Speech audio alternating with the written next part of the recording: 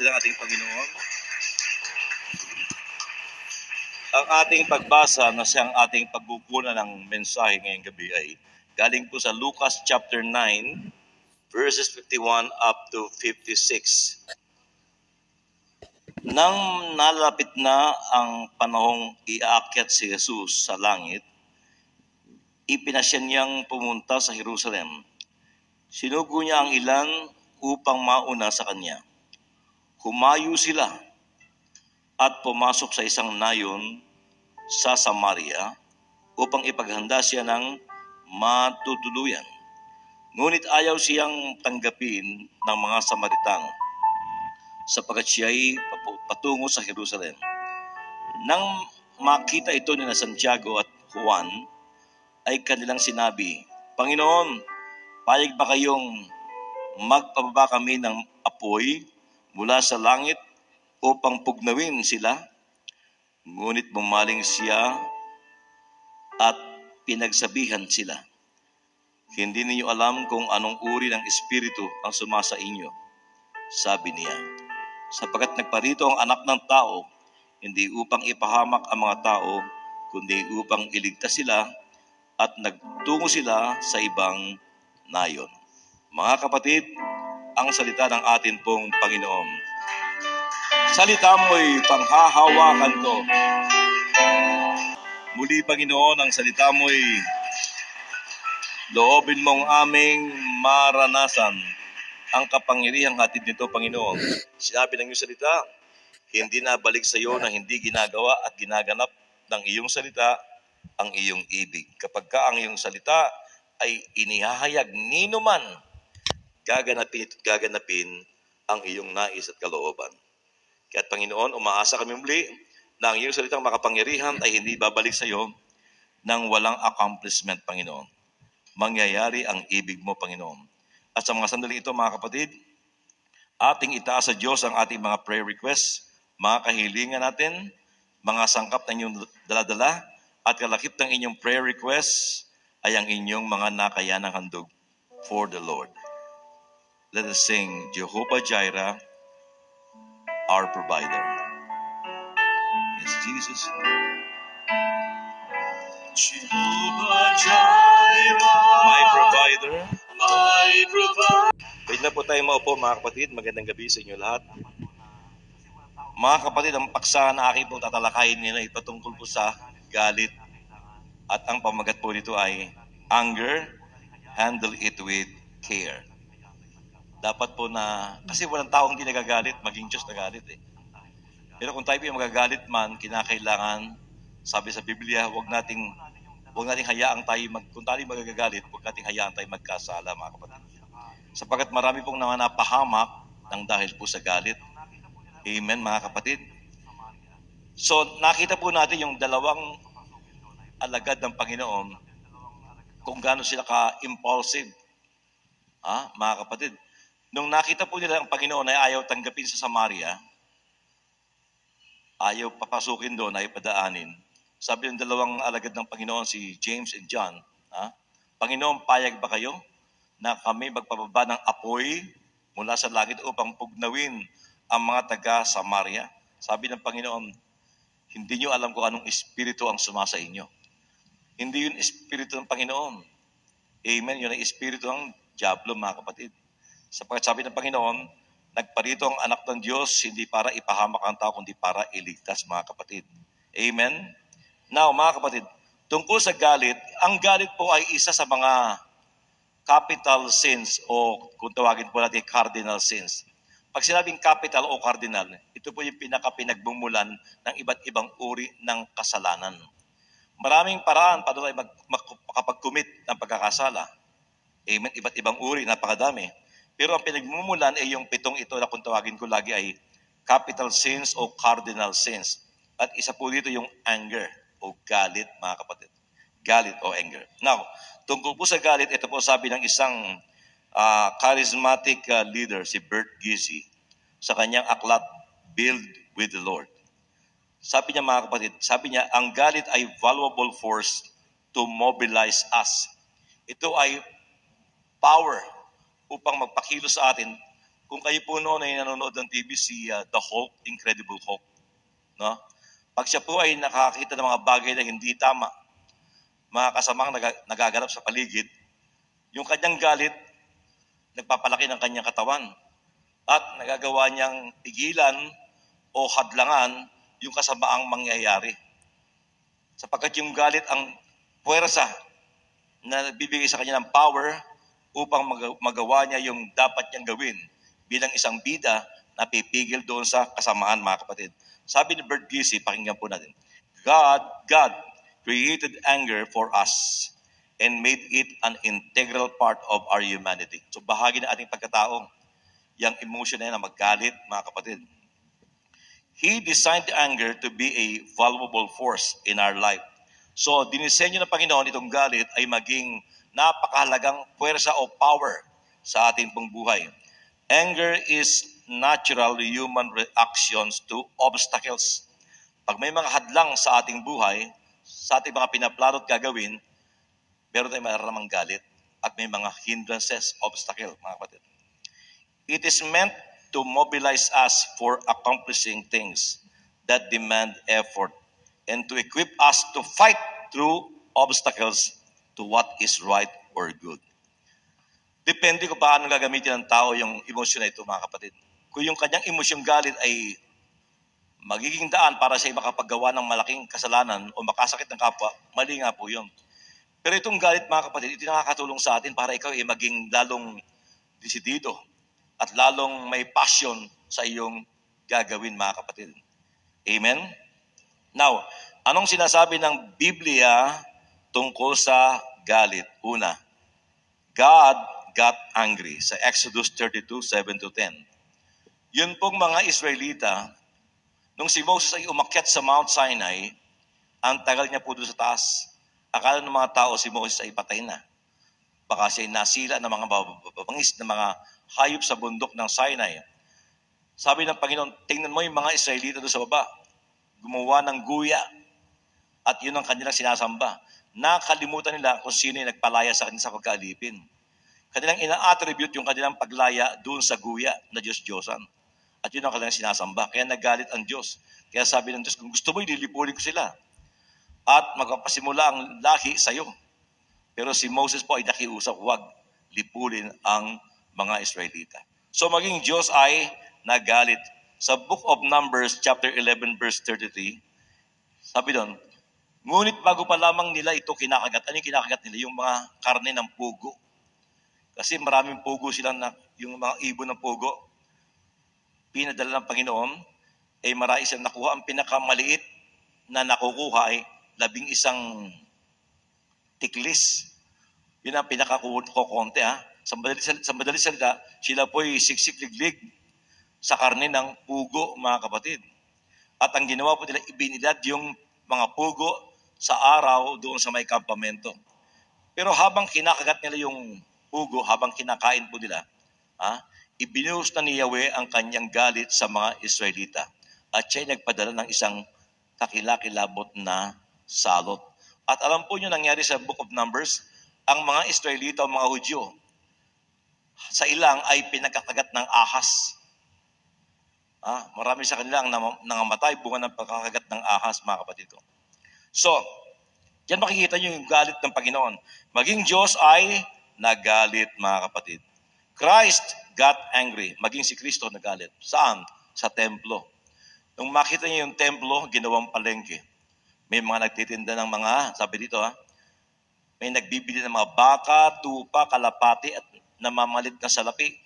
Bakit merong money changer doon? Sapagkat yung pera sa merkado, hindi pwedeng gamitin sa temple para maging offering. Sapagkat sa kanila yung pera sa merkado ay madumi. Kaya kinakailangan palitan. Kaya meron ng money changer, mga kapatid ko. So yung money changer, papalitan niya yung pera natin sa merkado. Kaya lang may patong-patong na halaga na tubo. Pagsasamantala, mga kapatid. Kaya ang ginawa ng Panginoon, gumawa siya ng isang panghagupit na lubid at kanyang pinagtabuyan palabas ang mga mangangalakal, pati mga baka at tupa. At kanyang isinabog ang mga salapi ng mga money changers. at kanyang pinagtataob ang kanilang mga hapag o mesa, mga kapatid. At ang sabi niya, alisin niyo rito yan. Huwag ninyong gawing palengke ang bahay ng aking ama. May power. Walang nakapalag kay Kristo doon. Sapagkat ibang Kristo ang kanilang nakita, isang lalaking tough, firm, brave, courageous, matapang. Amen? Ibang Kristo na kanilang nakita, hindi yung maamo o meek, kundi isang Kristong napakatapang, mga kapatid. Bunga ng galit. Kaya nagalit siya, mga kapatid ko, nagawa niya yung dapat niyang gawin. Yung linisin yung temple mula sa mga mapagsamantalang tao, mga kapatid. So even Christ got angry doon sa temple. Paul, si Pablo, nagalit din. Saan? Sa Galatians chapter 3 verses 1 up to 3. Sabi niya, nahihibang na ba kayo mga taga-Galasya? Sino nakagayuma sa inyo? Pinapagalitan niya yung mga taga-Galasya. Sapagkat ang dali po nilang mabihag ng iba't ibang mga katuruan, mga kapatid.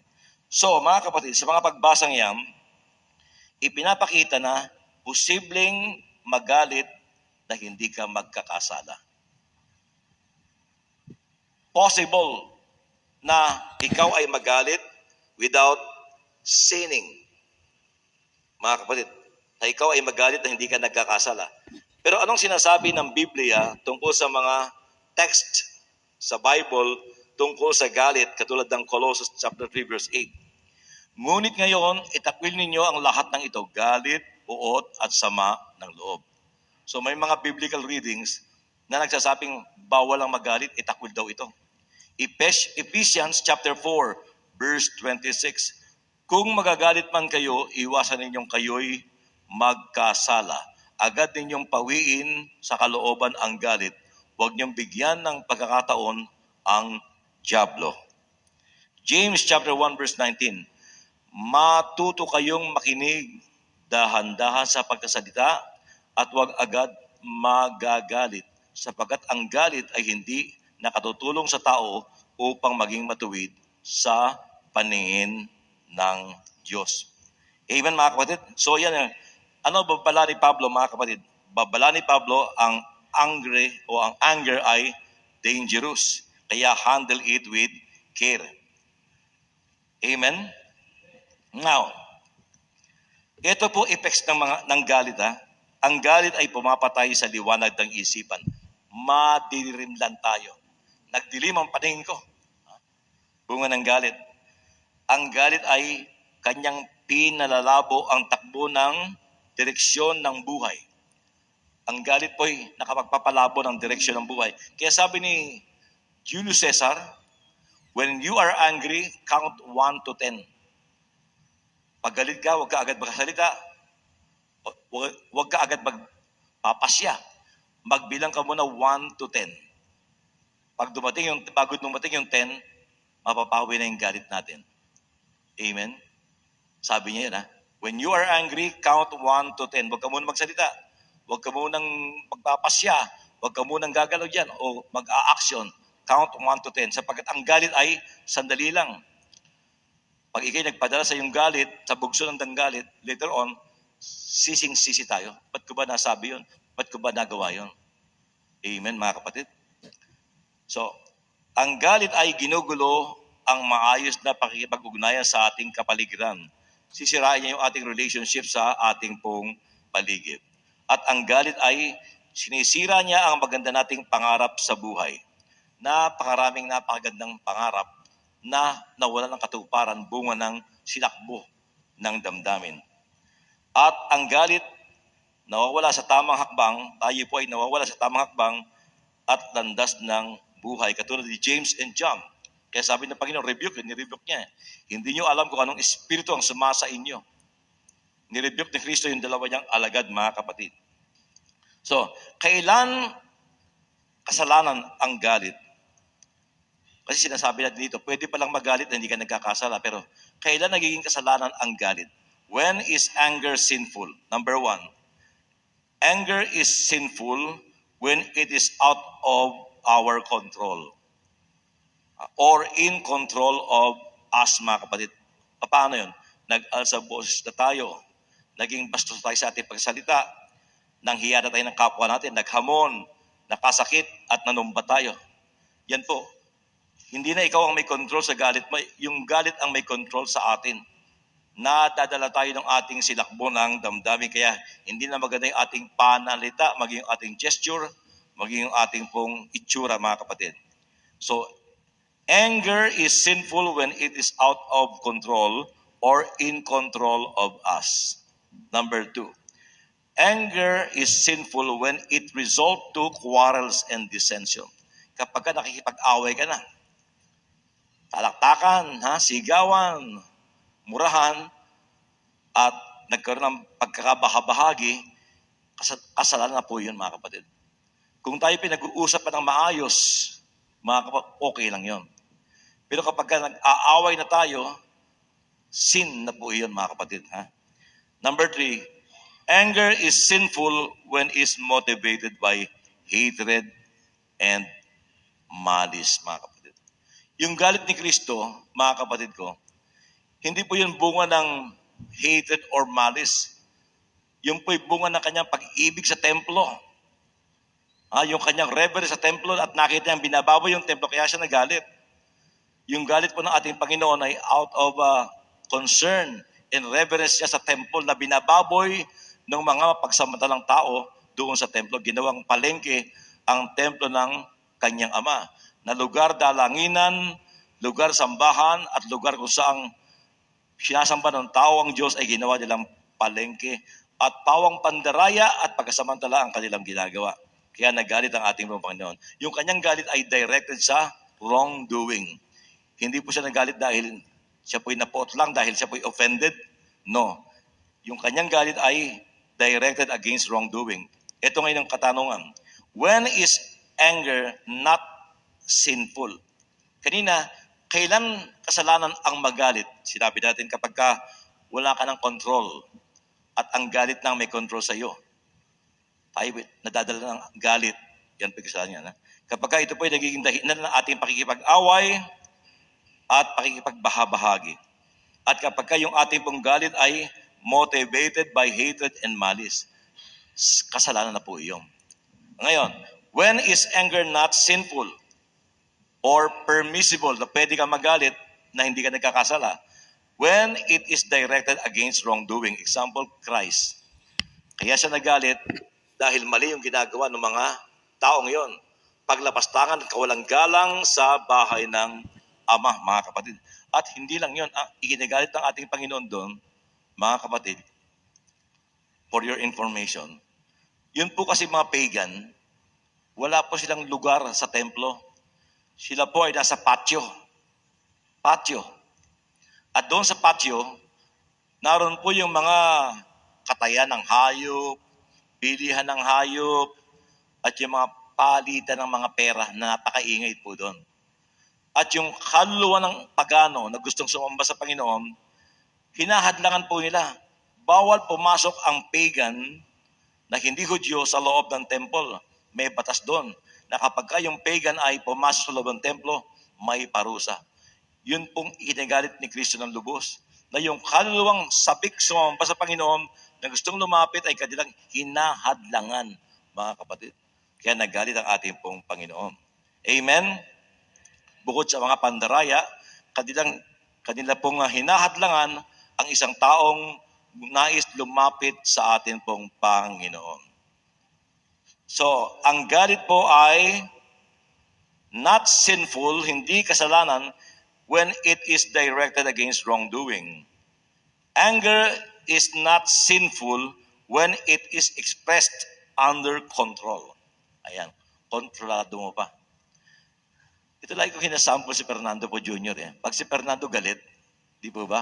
Kitang-kita nyo yung nagagawa niyang pigilin yung kanyang galit. Pero yung kanyang salita, pasok doon sa loob ng kanyang kaaway. Di ba? Hindi ako kumakain ng hindi ako kumakain ng palay. Binabayo ko mga ganun, mga kapatid. Sa pelikula, ganun. Yung kanyang control, mga kapatid, napakalakas. Kahit galit siya, kontrolado niya. Maliban lang talaga, i-provoke siya. At doon lumalabas yung kanyang galing sa boxing, mga kapatid. No? So, when it is expressed under control like Jesus Christ. Dito sa pagbasa po natin na binanggit ko sa inyo kanina, si Kristo bagamat nagalit sa templo at nagpalayas ng mga vendors doon at mga money changers, wala pa kayo record doon na si Kristo po nakasakit ng tao. Yung kanya parang dulpi di gulat. Sindak niya lang yung mga tao. Pero wala po siyang sinaktan, di siya nagmura. Ang sabi, umalis kayo dito, huwag niyong gawing palengke ang bahay ng aking ama. Pero wala po siyang ginawang hindi tama. Sapagkat controlled pa ni Kristo yung kanyang galit. Andun pa yung kanyang respeto at tamang approach sa tao. At yung ganyang klase ng galit, yung taong iyong kinagagalitan, at yung object ng iyong galit, pagka ganyan ang iyong galit na, hindi mo siya hinihiya, hindi mo siya iniinsulto, kundi ramdam niya na galit ka dahil mali yung ginawa niya, yun ang galit na pwedeng makapagpamulat sa tao ngayon at masabi niyang tama nga siya. Tama yung galit niya, mali nga ako. Yun ang pwedeng makawin sa taong yon. Pero hindi ho tayo sanay doon eh. Minsan kung tayo magagalit, tayo laging pinipersonal natin yung tao, kaya yung taong ating nagagalitan, natututong lumaban kahit sa ating mga anak. Kapag mga magulang hindi marunong mag-approach sa mga anak, sasagot yan. Amen? Pero kung marunong tayo mag-approach sa ating mga anak, na hindi pati hinihiya-hiya at iniinsulto, makikita po na tama nga si tatay si nanay. Amen? Kahit anak natin yun anak man natin sa laman, hindi natin anak sa kalooban. Amen? Kapag kayo mga bata, kaya nakita nyo yung mga bata, pagka napahiya, kapag ka na-reject, na-depress, yung iba nagpapakamatay. Kapag ka nabigo, parang paralyzed na sila. Ayaw nang pumasok sa school. Ayaw na mag-aral. Ayaw nang lumabas. Mahina yung kanilang kalooban, mga kapatid. Amen? Number 3, anger is not sinful when it is motivated by loving concern. Yan. Sabi ko sa inyo kanina, mga kapatid, may mga taong pag pinagalitan mo, at dahil alam niya na yung paggalit mo ay bunga ng pagmamahal, yung taong yon, bukod sa hindi yun sasagot o lalaban, later on, mapag-iisip-isip niya, tama ka. At yun ang hihikayat sa kanya na maiayos niya at maitama niya yung kanyang maling mga ginagawa. Amen. Sapagkat ramdam ng tao na ating kinagagalitan kung yung ating pagkagalit ay panghihiya, pang-insulto, o bunga ng pagmamahal dahil tayo concern sa Kanya. Amen? So mga kapatid sa Panginoong Hesus, kaya nga napakahalaga na matuto tayong mag-handle ng galit, maging sa ating mga anak at mga mahal sa buhay. Sapagkat ito'y maaaring magwasak ng ating relationship at maaaring masadlak tayo sa mga mas higit pang mga bagay-bagay na later on pwede po natin pagsisihan. Nakikita ko ng Martes, nung experience ko nung aking kapatid, wala naman akong balak na siya po'y saktan. Ang akin lang gusto ko lamang siyang isubdue. Pigilang lumabas sapagkat siya'y bangag na bangag. At yung nanay ko po'y inaapuntahan ng nervyos, di malaman kung anong gagawin. So naawa ko sa nanay ko. At nung akin siyang pigilan, mga kapatid ko, nagalit yung aking brother, parang na-bad trip. Gusto niya lumabas kasi high siya mag-i-enjoy siya kasama ng kanyang mga kaibigan. Ang inaalala ko lang, baka merong makakursunado sa kanya at siya'y bugbugin o saktan ng mga tao. Baka makagawa siya ng hindi maganda sa kanya, aming kapitbahay, mga kapatid. Yung pagpigil ko sa kanya, mga kapatid, ay minasama niya, na-bad trip siya at nung na-bad trip siya, sa galit niya, nagbasag siya ng mga salamin, pati mga bote, at nagdudugo na yung kanyang mga kamay. Sa mga ginawa niya, lalong ang nanay ko talagang hinihimatay. At nagdulupa sa simento. Naku, naawa na ako. Yung galit ko, mga kapatid, sa akin pong una, kasi yung kapatid ko, nagwawalang gano'n Bang! Bang! Ang ginawa ko po, pinipigilan ko. Pinilipit ko yung kanyang kamay. Mura siya ng mura at dura ng dura, mga kapatid. At yung nanay ko, iyak ng iyak. Yung bang galit ko na pangigigil, napilipit ko yung kanyang kamay na napalakas. Ganyan, no? Napalakas, bigla labang tumunog ito. Nakita nyo, ha? Wala akong balak, nasaktan siya. Pero bunga ng galit, may nangyaring later on, pinagsisihan ko. At nung nabali yung buto niya, tok! Nung makita ko talaga, putol ito, mga kapatid. Daramdaman niya kahit bangag siya. At ang sigaw niya, wala ang kwentang kuya! At pagkatapos, dinuran ako sa muka. Dura sa muka, ha? Pero kahit ganun ang ginawa niya sa akin, wala akong naramdamang galit. Napawi nga yung galit ko, naawa ko sa kapatid ko. O tiyakbo namin sa orthopedic hospital. Mga kapatid, at mula noon, ako ang natutong mag-adjust sa kanya. At yun ay ginamit siguro ng Panginoon upang ako matame. At turuan ako ng pasensya, unawa, at pagpipigil sa sarili. Gabi-gabi na ginawa ng Diyos yung kapatid ko kasi, nung malulong sa Brisyo, kaya kami lumipat sa malayong lugar mula sa Pasay, lumipat kami sa Kupang sa may sukat, nakabili yung kapatid ko ng lupa doon. Para yung kapatid ko ilayo namin sa mga barkada. Pero tuwing alas 12 ng tanghali, matapos kumain ng tanghalian, gagayak na yon. At muling babalik sa Pasay. At uuwi sa amin sa intercity doon sa may sukat, kargado na ho ng gamot. Araw-araw na ginawa ng Diyos, laging gano'n. Kaya kapag kahapon na, ninenervous na rin ako Anong susunod na mangyayari? Andun ako lagi sa altar. Binata pa ako ng binata pa. Wala pa ako asawa. Lord, tulungan mo ako na maunawaan ko yung kapatid ko at mapagpigil yung sarili ko. Kasi may nangyari sa amin Lord, tulungan mo ako maging mapagpakumbaba at magpasis sa kanya. So pagdating niya, bangag na, at susundutin niya na yung mga alak na hard. At hindi ko siya iiwan hanggat hindi siya nakakatulog. Yung talagang sacrifice ko, mga kapatid. At kung minsan parang galit na ako, parang gusto ko sabihin, sumusobra ka na pero hindi ko magawa. Dahil nga may nangyari sa ating masama. Bumabawi po ako, mga kapatid. At talagang sinabi ko, doon ako natutong lumulok ng pride. Na kahit ako'y kuya, natuto kong magpakubaba ng husto at tagal na panahon. At kung hindi dahil sa Panginoon, baka nakapatay pa ako ng kapatid Amen? Pero talagang ang Diyos ay inaadya kami sa mas malaking gulo, mga kapatid.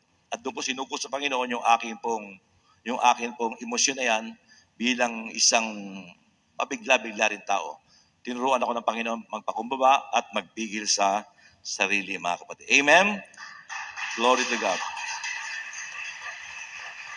At yung galit ko sa kapatid ko, hindi yun motivated ng hatred o malice, kundi yun ay out of loving concern.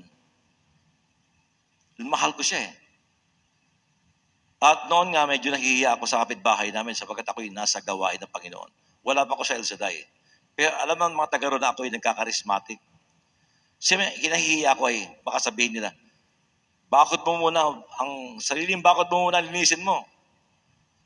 Pero sa isip ko, bakit ko ihiya ito kapatid ko Wala akong ang dapat ay tulungan ko at magtulungan kayo magkapamilya para yung aking kapatid ay ganap na gumaling at makalaya.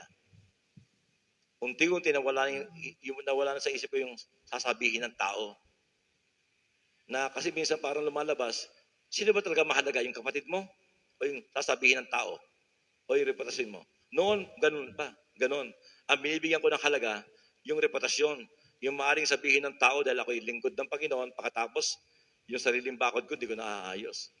Pero natuto kong tanggapin ang lahat. Kung may kapatid akong ganito, at magtutulungan kami mag-anak para siya'y gumaling, mga kapatid. Amen? So, mga kapatid sa Panginoong Jesucristo, ang mga psychologists, lalo sa Amerika, ito ang kanyang paraan of handling anger. Pag nag-consult kayo sa mga psychologists, sasabihin nila, isipin mo ang sitwasyon na maaring makapagbigay siya ng galit. Imaginein mo. At pakiramdam mo sa sarili mo. Halimbawa, kung ano kinagalit, halimbawa yung ikaw ay tinutukso ka. O kaya kung ano yung bagay na kakagalit sa'yo, isipin mo yon. At pakiramdaman mo ang iyong sarili. At ituon mo ang iyong isipan sa pag-alis ng galit o pagkainis. So, more on mental practice. isipin mo kung ano yung nakakagalit sa'yo. Kung saan ka laging, kung saan ka mahina na ikinagagalit mo. At pakiramdam mo sarili mo at ituon mo ang iyong isipan sa pag-alis ng galit o pagkainis. I-condition mo ang iyong sarili na ito ang magiging reaksyon mo sa mga nakagagalit at nakakainis na sitwasyon. More on mental practice. Amen? Sa mga psychologists, mga kapatid ko. Parang, ano lang yun, mind over matter. Basta isipin mo. Ha? Pero hindi po yan effective, mga kapatid. Kay Kristo, iba ang kanyang pamamaraan. Kay Kristo, mga kapatid, ay tinuturuan niya tayo maging patient. Sapagat ang pagiging patient, mahinahon, ay isa sa mga bunga ng banal na Espiritu Santo. Una, mga kapatid, kung tayo po yung magagaliting tao, dapat alam natin kung yun ang ating kahinaan. Kayo ba alam nyo kung kayo magagalitin o hindi? Dapat alam natin yun. Katulad ko noon, alam ko ako'y may ng ulo. Madali ako magalit, madali ako mag-init ng ulo. Alam ko yun. Kaya nga siguro pinadaan ako ng Panginoon sa mga bagay na yan. Para unti-unti ako'y palayain sa mga bagay na yan. Tinuruan ako ng Diyos na maging pasensyoso, mahinahon, sa practice. Amen. Sa mga pangyayari. Hindi naman matatanggal yan ng basta ganun lang na parang abracadabra. Lord, ako'y magagalitin, tanggalin mo yung aking pagiging magagalitin. Hindi ko mangyayari ng basta ganun lang. Meron tayong effort, mga kapatid. Talagang dadaan ka sa ikay mapapahiya, masasaktan, na parang ikaw ay lugi. Pero ganun talaga eh. Amen? So mga kapatid sa Panginoong Jesucristo, kung tayo po'y alam nyo na tayo po'y magagalitin, walang pasensya, hingin natin kay God sa ating panalangin, Lord, deliver me, palayain mo ako sa mga bagay na ito. Tulungan mo ako mapagtagumpayan ko yung aking pagiging magagalitin at kawalang hinahon at pabigla-bigla. Hilingin. Sapagkat sinasabi ng Panginoon, seek ye first the kingdom of God. At ang taong pinaghaharian ng Diyos ay mahinahon, hindi magagalitin. Amen? So, seek ye first the kingdom of God and all these things shall be added unto you. So, be patient. O hilingin sa Panginoon and be patient, mga kapatid. At look at ourselves, mga kapatid. Tingnan natin ating sarili. Huwag yung iba na nakakainis sa atin, kundi yung ating sarili. Na tayo din ay meron pong kahinaan at meron tayong mga limitasyon at lahat tayo ay makasalanan na kailangan din ng kapatawaran ng ating pong Panginoon. At kapag alam natin ang tunay na katayuan natin ito, hindi po tayo mahihirapan na umunawa, magparaya at magpatawad. Amen. Pag alam mong ikaw ay mahina rin, may pagkukulang din, matuto kang maging maunawain sapagkat meron din tayong kahinaan at meron din po tayong pagkukulang. At punuan ang pagkukulang ng ating kapwa katulad ng ginawa ng ating pong Panginoong Jesucristo. Kung ano yung kahinaan ng ating kapwa-tao, tayo na magpasensya at ating punuan yung kanilang pagkakamali, mga kapatid. Amen? Palakpakan natin ang ating Panginoon. Praise God. Ayan, hallelujah. Mapagpalang araw pong muli sa ating mga ka-pray partners, brother and sister in Christ. Ito na naman po ay isa na namang playback ng Amor Solo Prayer Meeting noong July 7 to 2022. Yan, 2 years ago. 2 years ago or magti 3 years ago na po siya. At ang ginamit po ay ang ating disciple preacher na si Brother Rapi de los Reyes. At ang ginamit po niya na verse, Lucas chapter 9, 51 to 56. So, yun po ang kanyang topic ay ang anger. Handle with care. So, hindi ko alam kung yan ang magiging title natin, pero try kong ilagay po yan. So,